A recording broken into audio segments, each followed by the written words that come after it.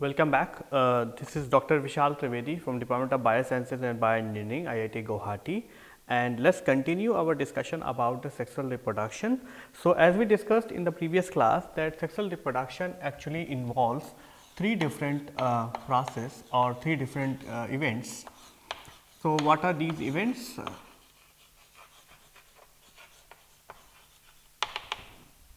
You have pre-fertilization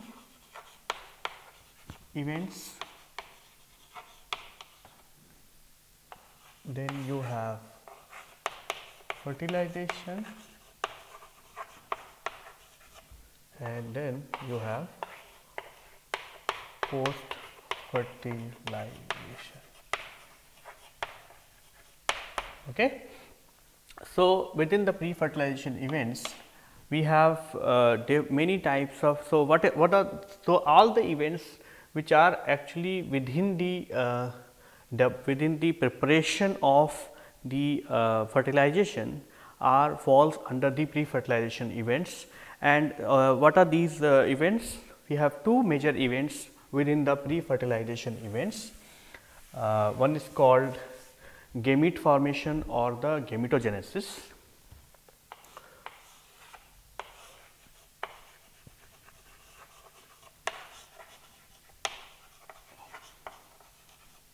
Or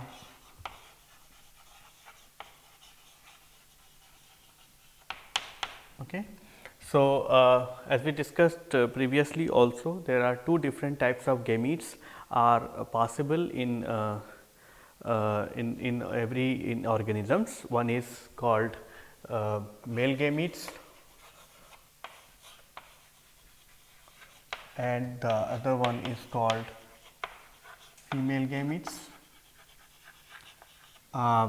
Majority of the organisms, the male and female gametes are very different from each other in terms of structure as well as in terms of the their morphology, and because of that the gametes could be of two different types. One is called isogametes.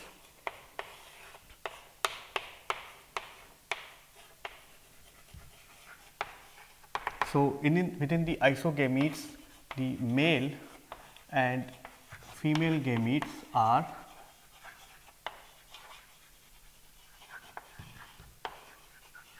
identical in morphology.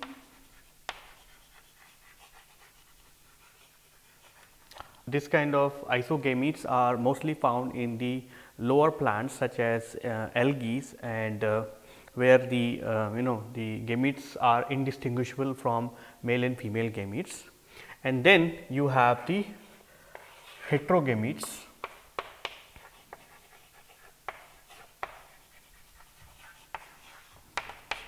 Heterogametes, in the heterogametes, you have male and female gametes.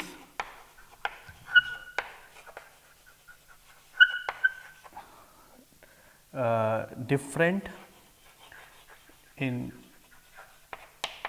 morphology and their activity. In most of the cases where we have found the heterogametes, the male gamete is very small. So, in the case of heterogametes, the male gametes are small and they are motile, and their main job is to carry the genetic information from the male individual and give it to the female individual, and they are actually be the species or the molecule which are actively participating into the fertilization process, whereas the female gamete is known as is big, large and non-motile, and the purpose of being a large female gamete is because it contains very large quantity of cytosol, and that actually provides the nutrition for the development of embryo. So, in the case of female gametes, actually provides the nutrition for developing embryo.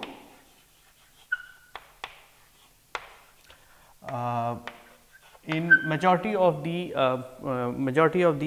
higher plants as well as in the higher animals, the female gametes are mostly been responsible for providing the machinery to run the biological processes. For example, the mitochondria or the chloroplast mitochondria in the case of animals, whereas in the chloroplast or the mitochondria in the case of plants are mostly being supplied by the female gametes. Okay. And because the male gametes and the female gametes are very different, their names are also very different. So, male gametes are called as microgametes or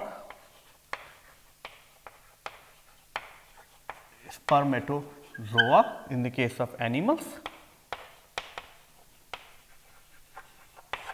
whereas in the case of female it is known as macrogamete or ovum in the case of animals. Then because the male and female gametes could be produced by the different types of individuals, or it could be produced by the single individual. That is why the most of the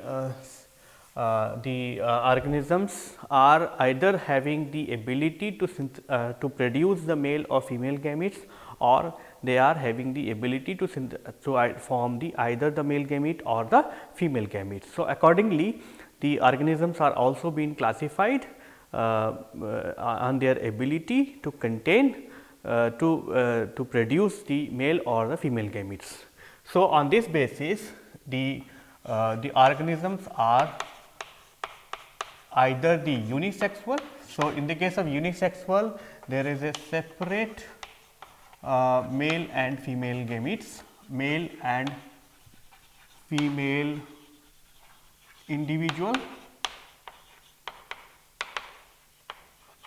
whereas in the case of bisexual there is it contains both male and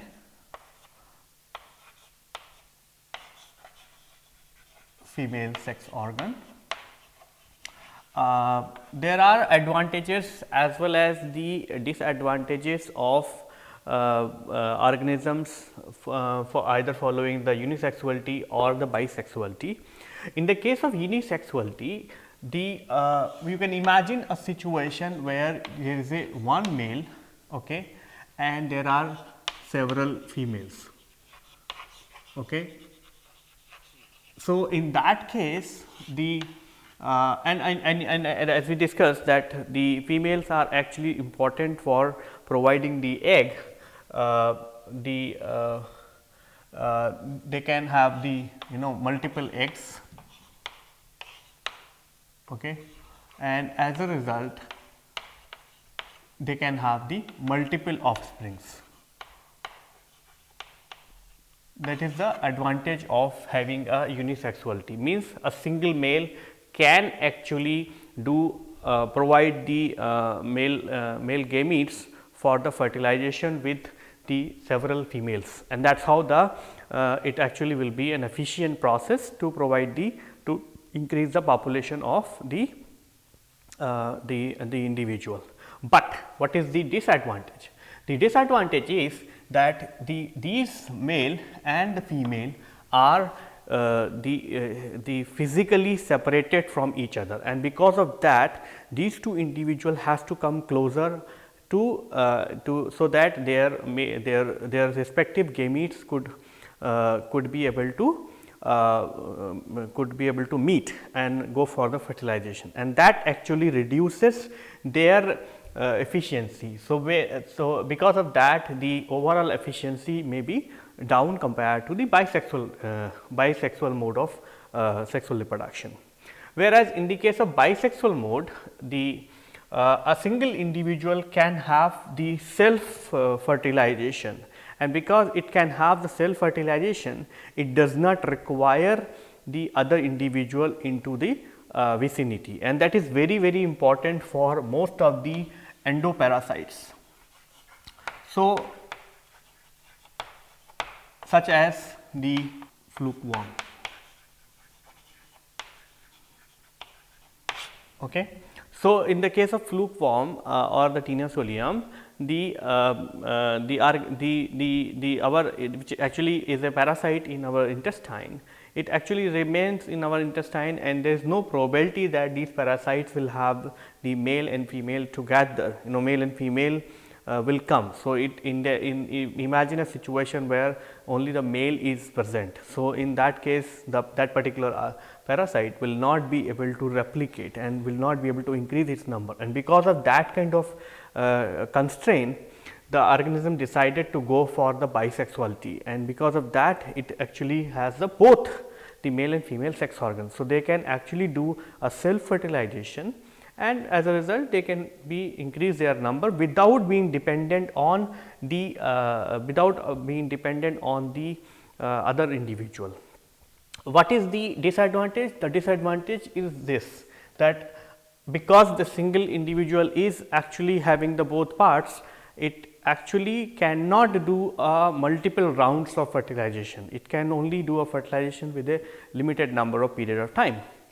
But on the other hand, the disadvantage what we have with the unisexuality, that it require a medium, so that the male gametes could go and meet with the female gametes.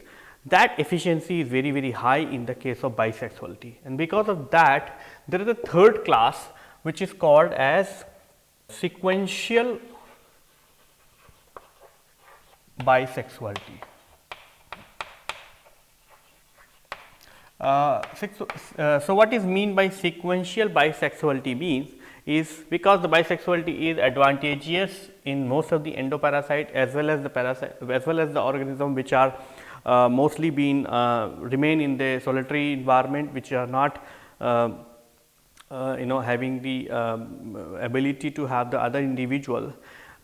Some of the organisms actually go for the sequential bisexuality. In the sequential bisexuality means that the society may have the male or the female, okay, and depending on the environmental conditions, the males could get changed to the female, or female could get changed into the male. The classical example, there are two examples which we are going to see to understand what is mean by sequential bisexuality. So, one example is the coral reef.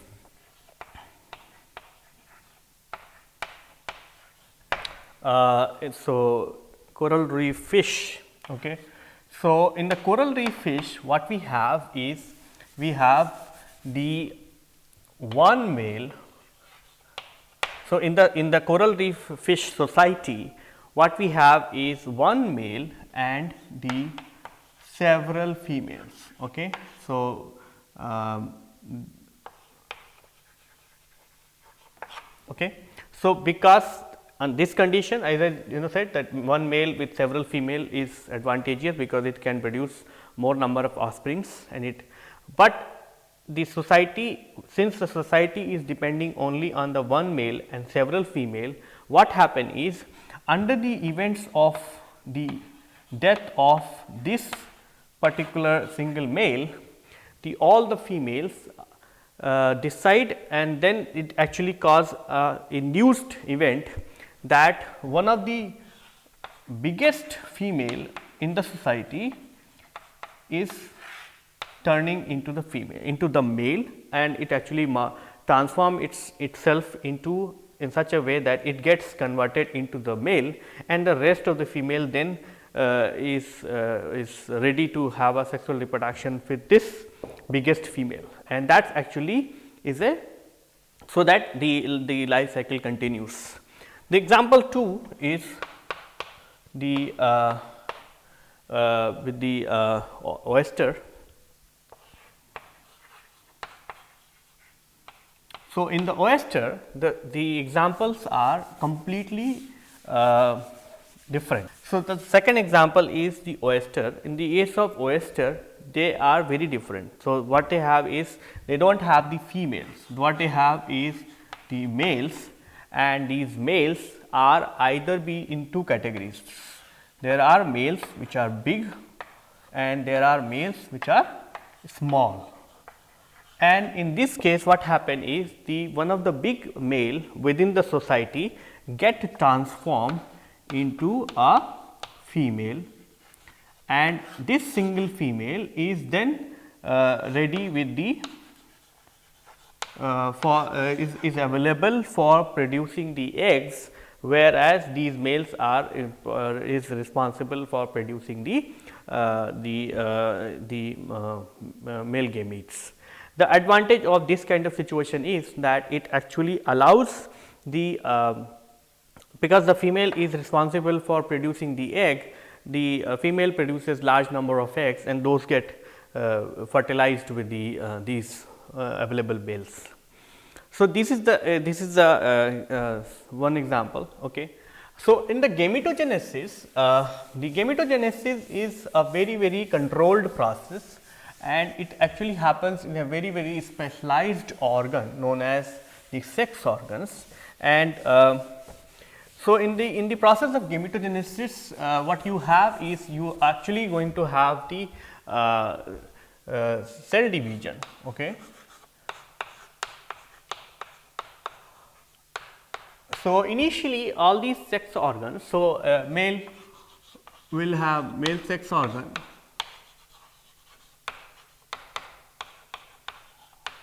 so all these male sex organ multiplies initially multiplies by multiplies and then form the cells.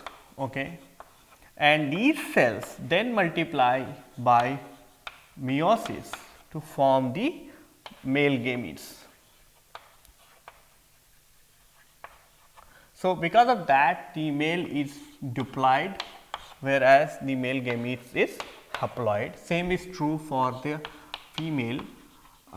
In many of the animals, the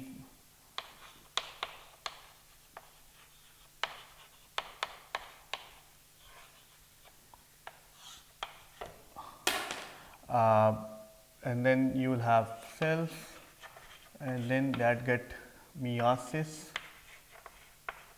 and that actually will form the female gamete.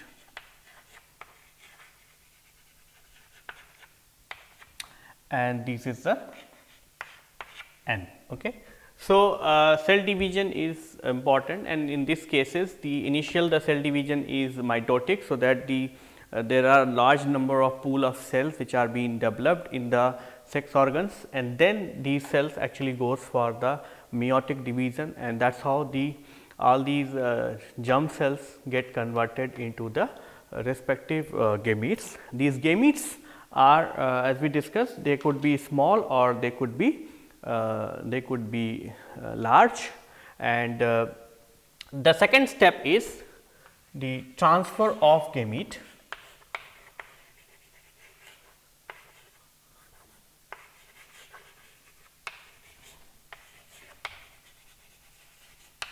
So, once the gametes are formed, they have to be transferred, because we are talking about the sex organs. So, all sexual reproduction. So, both of these gametes have to meet each other, so that they can go for the fertilization. And this transfer of gamete is a very controlled process, and it actually happens in a differently in a different class of organisms. So, in the lower plants,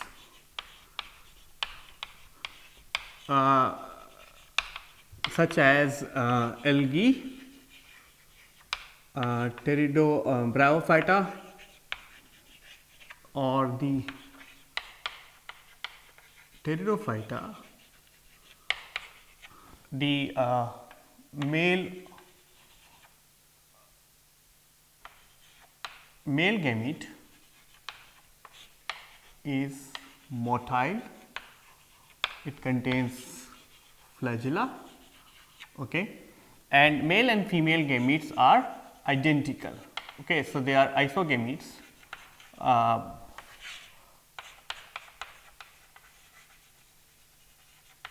And in these cases, the male gamete is motile, it contains the flagella, and because it contains flagella, it can actually swim into the water, and that is how with the water as a medium, they actually it reaches to the female gametes, and ultimately they both get fertilized to form the zygote, and that zygote then develops into the embryo, and that embryo then develops into the plant.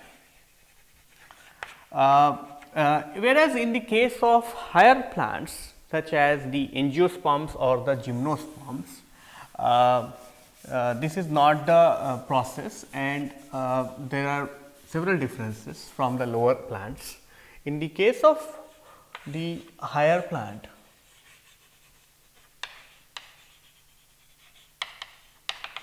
the male gamete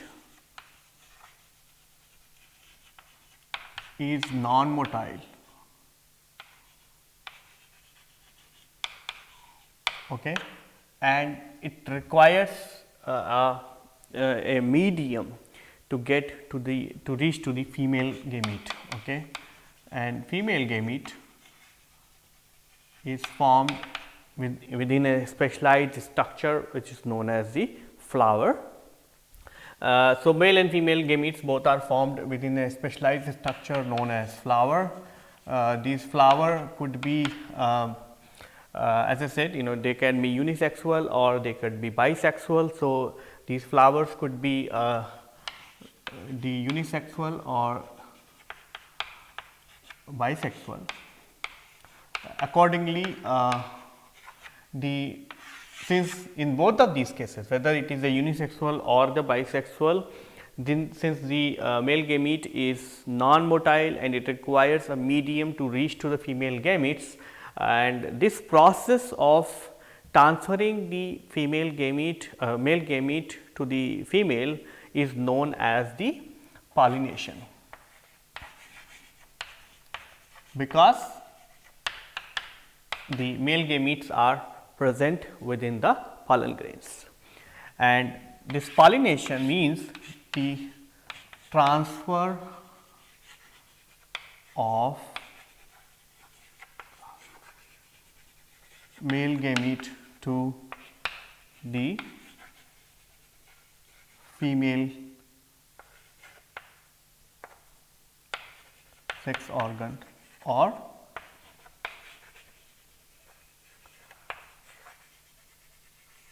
female gamete. Okay.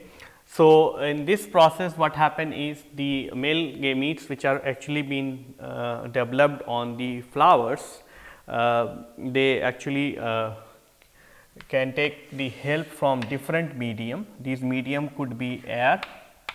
So, you can have the air pollination, you can have the water as a media. So, water pollination, you can have the animals, and these is required only because the two individuals, the flowers which are producing the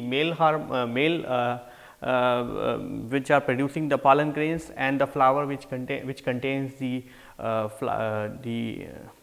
female gametes are different. So, in these cases it is called as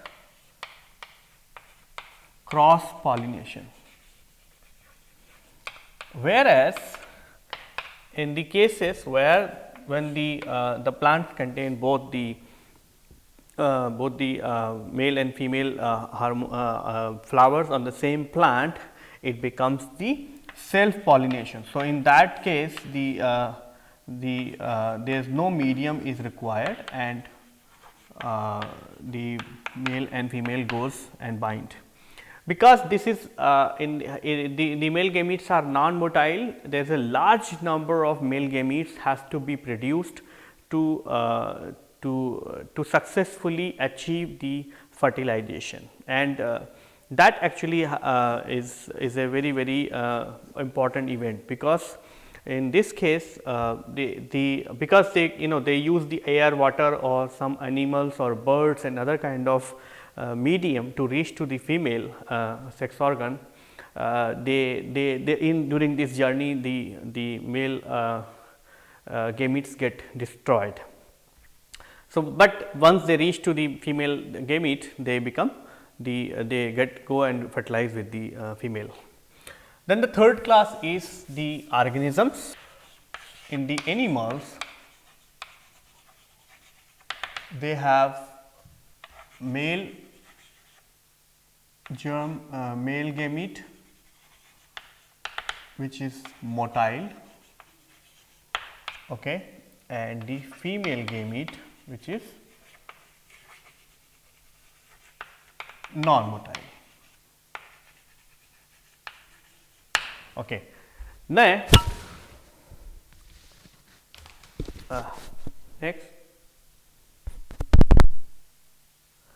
next is the fertilization. Next event is the fertilization. So,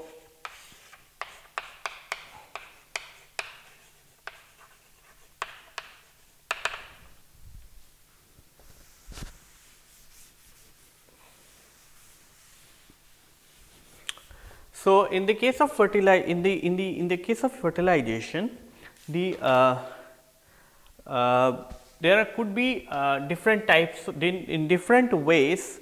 The male and the female sex organs, male and female gametes could come together and develop into a embryo. Okay, and because of that, the fertilization as well as the subsequent development can be divided into 3 different categories.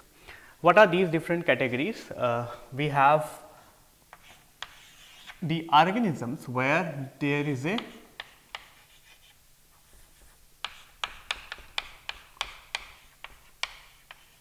external fertilization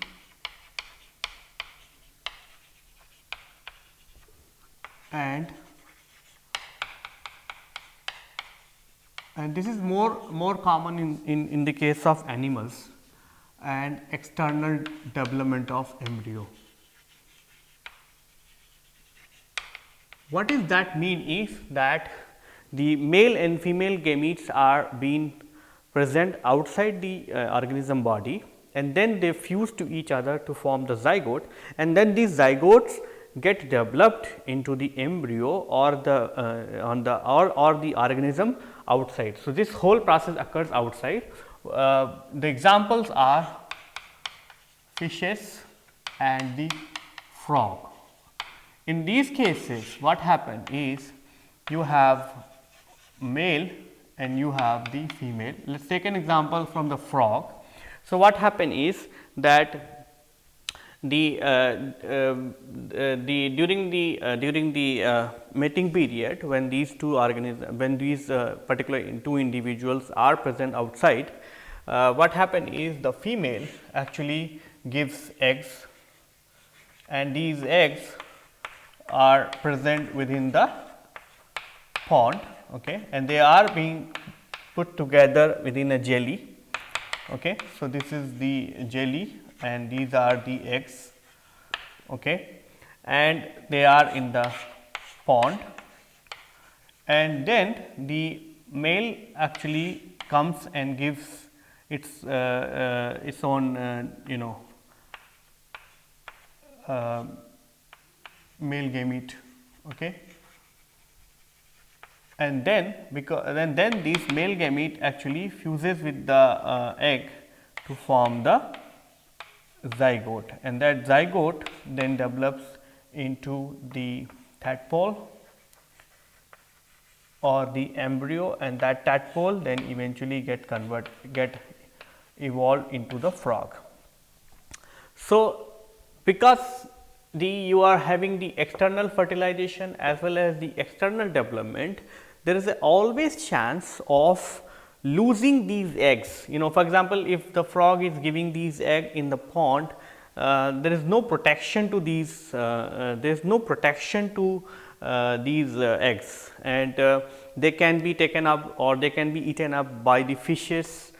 Same is true for the fishes. If the fishes are giving the eggs in the pond, they may be eaten up by the other fishes or as well as the other organisms. Second, since this is all happening in running water, the number of male gametes which are going to be present outside these eggs are going to be a trouble, because there will be a lesser efficiency of these male gametes to fusing with the female gametes, and because of that it is actually a low efficiency process where the lot of environmental factors will play into the picture, where the lot of environmental factor will decide whether the process is going to be successful or not, because everything is happening outside the organism body, and once it is happening outside the organism body, the organism will not have any control over the process. Then because of that, it actually has the second way of doing the same, in which you are actually having the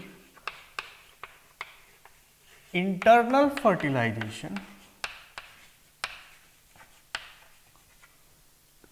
but external development.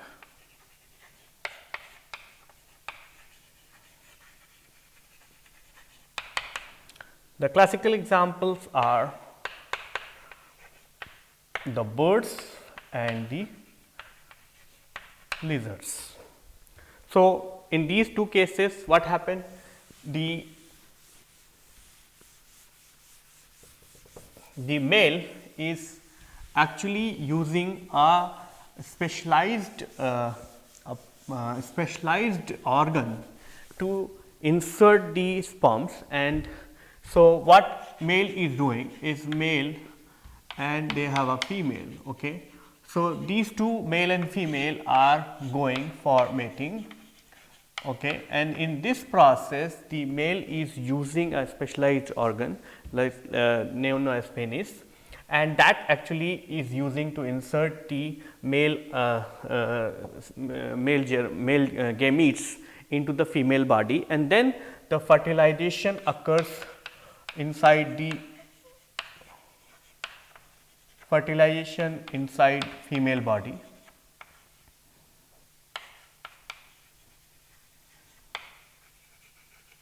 Okay. So, once the insemination happens, it will form the zygote, and then zygote will get turned into. So, this zygote will be then encapsulate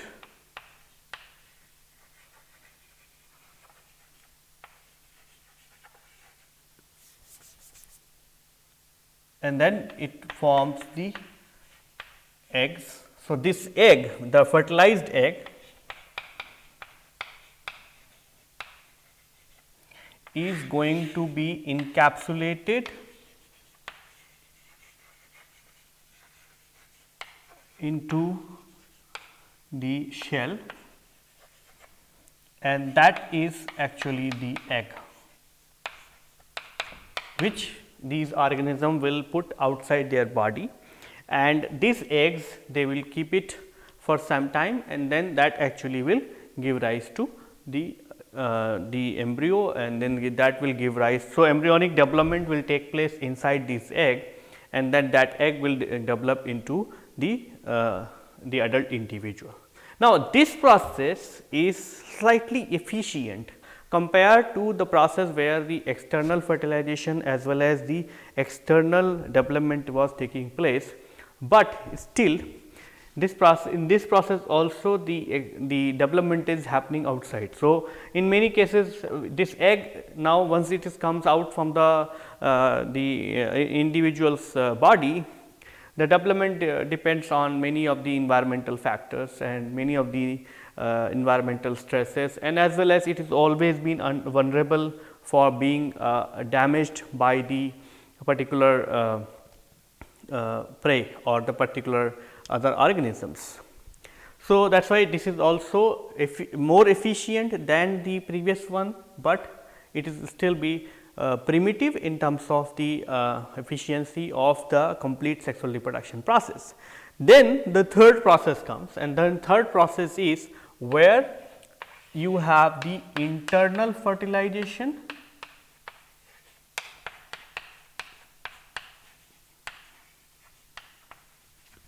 and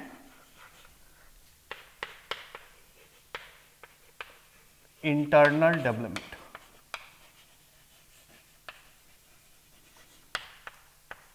Okay. So, in this you have the male and female, again the same way, right. This scheme remains the same. Okay. So, this is male is producing the sperm, female is producing the ovum, okay. And then these male and female are going for mating, and because of that the sperm is fusing or fertilizing with the ovum and forming the zygote, and then zygote to embryo, and then embryo to the baby or the young ones. This process is also going to happen inside the body. Because in this process the both the fertilization as well as the development take place inside the body, it is a very efficient and tightly controlled process, because during the development the kind of requirement or the kind of the changes required, this can be under the full control of the particular organisms. Okay. So, so far what we have discussed about the fertilization, but and we have discussed how different types of fertilization processes, how a different mode in which the fertilization as well as the development take place. But now we will discuss about how a fertilization actually take place in a between a male gamete as well as the female gamete. So, we will take an example of sperm as well as the ovum. So, if you see that the sperm actually is contains a head, okay, and it contains a tail, and this tail is the tail actually. So, it actually contains a head and it contains a tail, and this tail is very mobile, and because of that it actually provides the motility into the sperm.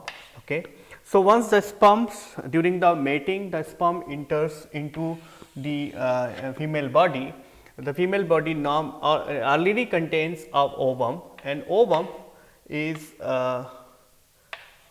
like a normal human cell which actually contains a nucleus in the center. So, this head portion only contains the nucleus, and and this ovum actually contains the is a normal cell which contains all the different types of organelles like endoplasmic reticulum, mitochondria and other kind of organisms, and it also contains the site where these sperm actually can fuse. Okay. And these sites are very peculiar, and they have the cognate ligands on the sperms. Okay. So, during the fertilization process, the several number of sperms, maybe the couple of million sperms enters into the female body, and then they search for these attachment points. Okay. And once they attach the attachment point, so you can imagine that sperm is attached now. Okay. And so, as soon as it attaches, it actually injects its nucleus inside. Okay. And because of that, it will develop the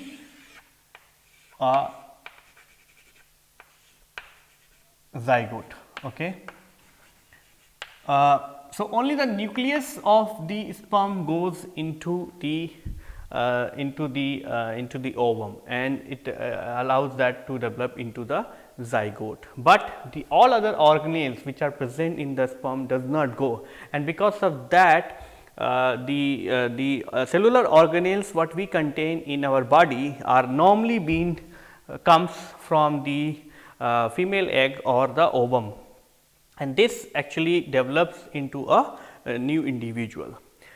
In this whole process, sometime there is a abnormality happen, and that is how you actually see that there are different types of these different types of individuals are born, which are identical to each other, or so that because of that kind of the abnormality in this process, sometimes we do not have one individual, we could have the 2 or 3 babies are born from a single ovum, and that process because of that we can have the twins or other multiples.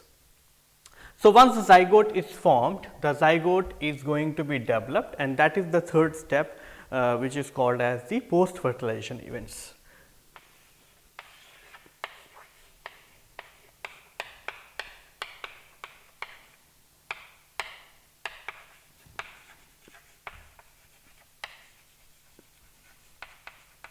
Okay. So, in the post fertilization event, what you have is, so the sperm and the ovums are fertilized with each other, and they have formed the zygote.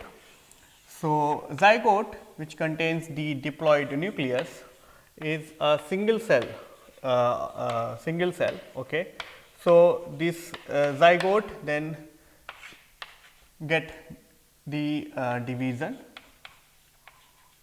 So, with the first division you can have the 2 cells,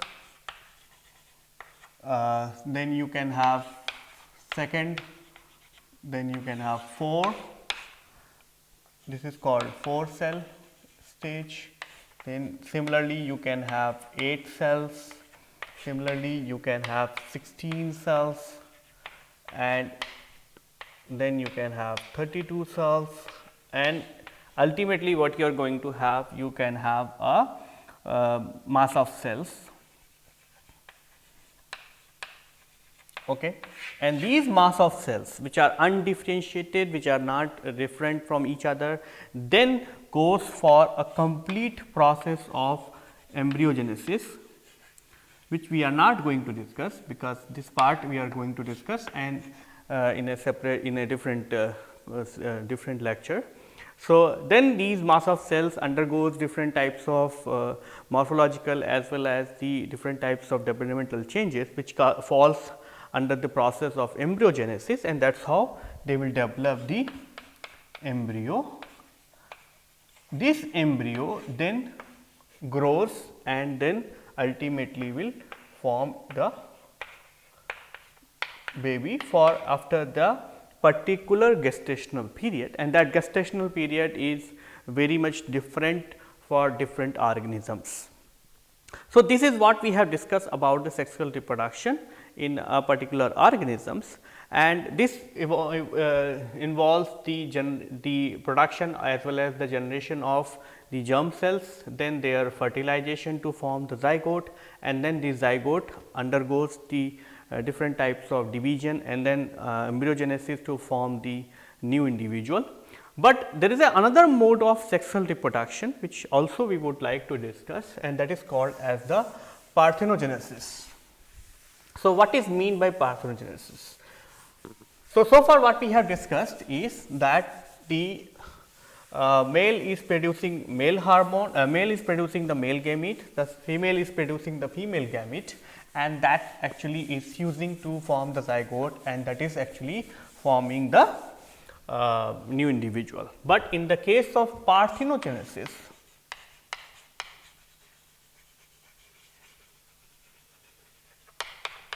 okay, what happen is the male is producing the male gamete, female is producing female gamete. Okay.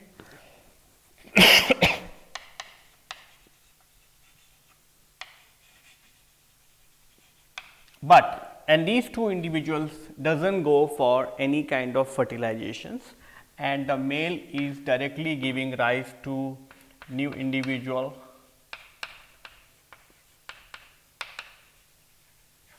female is also giving rise to the new individual without going through the complete process of fertilization, and this kind mode of sexual reproduction is known as the parthenogenesis, and this parthenogenesis could be of natural as well as could be artificial. So, what are the natural mode of parthenogenesis? It could be complete parthenogenesis.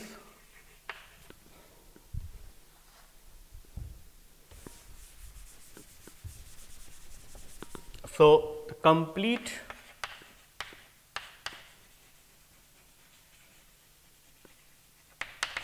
is very common in lizards as well as the snake.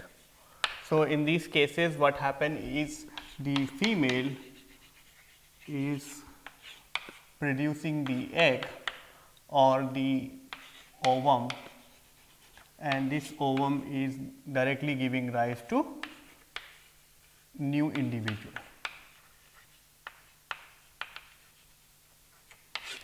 This complete parthenogenesis is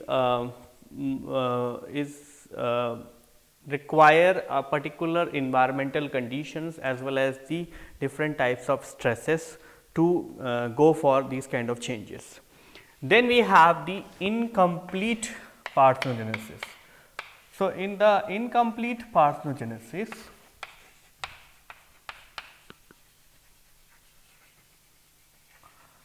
incomplete parthenogenesis means that these organisms actually can go for sexual reproduction, means they can have the complete process of formation of male gametes as well as the female gametes, and then they will fuse and form the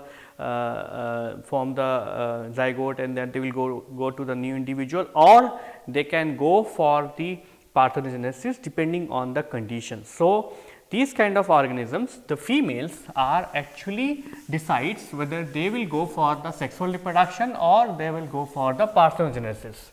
So, the female actually produces the female gametes,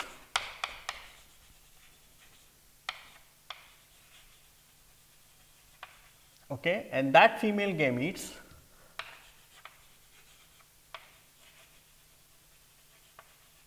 fuses with the male gametes to form the zygote, which is actually, so this is the usual procedure of the sexual reproduction. The female gamete will form the female gamete, and that will also form the new individual.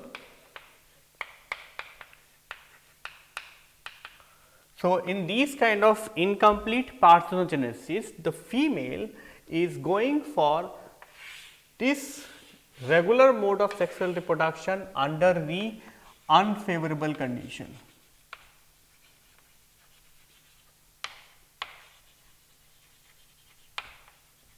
Whereas, it goes for the parthenogenesis under the favorable conditions, and the classical example of incomplete parthenogenesis is honeybee, aphids. So, if you remember the honeybee, we have in the honeybee we have the male, we have the female, okay, and we have the queen. Okay. So, the queen is responsible for the developing the colony of the particular honeybee, okay, and the queen is actually going for the sexual reproduction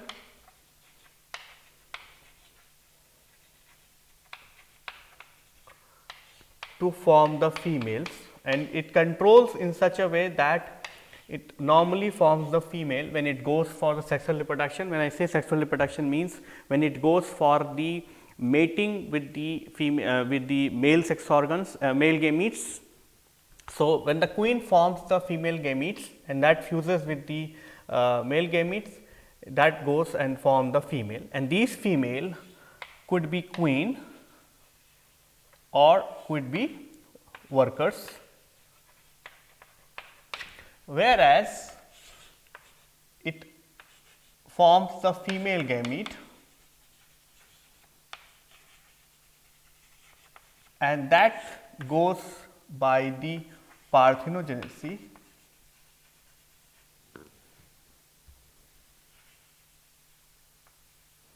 to the male honeybee. And if you remember, these male hemids, male are haploids. Okay. So, when the male actually produces the, so that is why it is very unique in the case of honeybee, that when the male actually produces the male gametes, they do not go for the meiosis, they only go for the mitosis to produce the male gametes, because they are haploids. So, with this we have discussed in detail about the different types of reproduction mechanisms in the organisms, and what we have discussed about the asexual reproduction and as well as the sexual reproduction, and we have discussed many aspects of this whole reproductive machinery. Thank you.